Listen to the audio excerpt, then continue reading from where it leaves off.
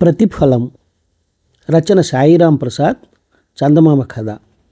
వీరభద్రం అనే రైతు తను కొత్తగా కొన్న ఇంటి పెరట్లో బావి తవ్వించాలన్న ప్రయత్నంలో ఉన్నాడు.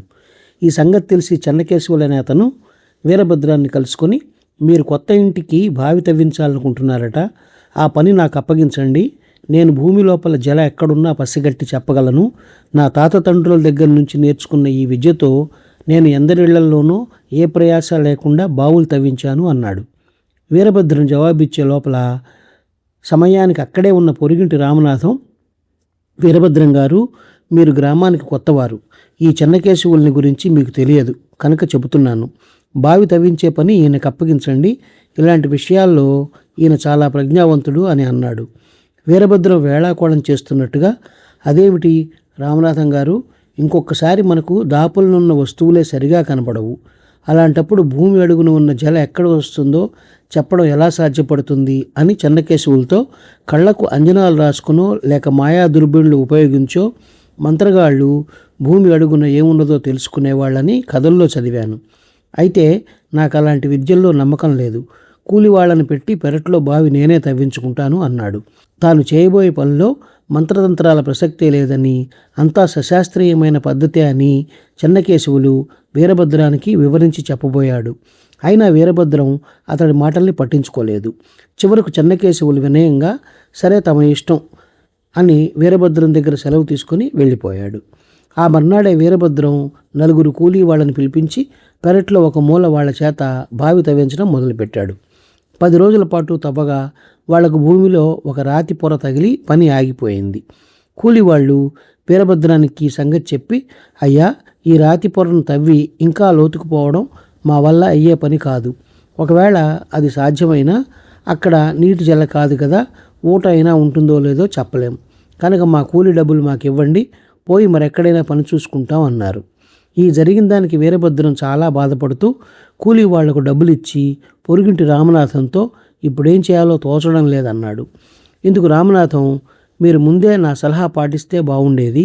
జరిగిన నష్టానికి విచారించకండి, చెన్నకేశవుల్ని పిలిపిద్దాం అన్నాడు. మరొక మార్గం తోచక వీరభద్రం చెన్నకేశవుల కోసం కబురు పెట్టాడు. అతను వచ్చి పెరడంతా ఒకసారి కలయి తిరిగి అక్కడ ఉన్న చిన్న చిన్న మొక్కల్ని, పచ్చగడ్డి పరకల్ని పరిశీలించి చివరకు ఈశాన్యం మూల గుణపాన్ని భూమిలోకి దింపి వీరభద్రంతో, అయ్యా, ఇది బావి తవ్వడానికి అనువైన చోటు. నేను రేపు కూలీలను వెంట పెట్టుకుని స్వయంగా వచ్చి బావి పని పూర్తి చేస్తాను అన్నాడు. ఆ మన్నాడు చెన్నకేశవులు నలుగురు కూలీలను వెంట పెట్టుకు వచ్చి గుణపం గుచ్చిన చోట వాళ్లకు చూపించి, ఇక్కడ తవ్వండి అన్నాడు. కూలీలు 3 రోజుల పాటు తవ్వకం సాగించాక భూమిలో నుంచి పుష్కలంగా నీటి ఊటలు రావడం ప్రారంభమై చూస్తుండగానే పెద్ద జల పడింది. ఇది చూసి వీరభద్రం ఆనందపడిపోగా చెన్నకేశవులు, అయ్యా, చూశారా, మొదటే తమరు నాకు ఈ బావి తవ్వే భారం అప్పగిస్తే మీకు అనవసరమైన ఖర్చు తప్పేది. నా మాటల మీద నమ్మకం ఉంచారు కాదు. సరే, నేను ఊహించిన దానికన్నా పెద్ద జలే పడింది. డబ్బిప్పించండి, వెళతాను అన్నాడు. ఎంతేమిటి ఆ మొత్తం అని అడిగాడు వీరభద్రం. అంతా కలిసి 500 అన్నాడు చెన్నకేశవులు.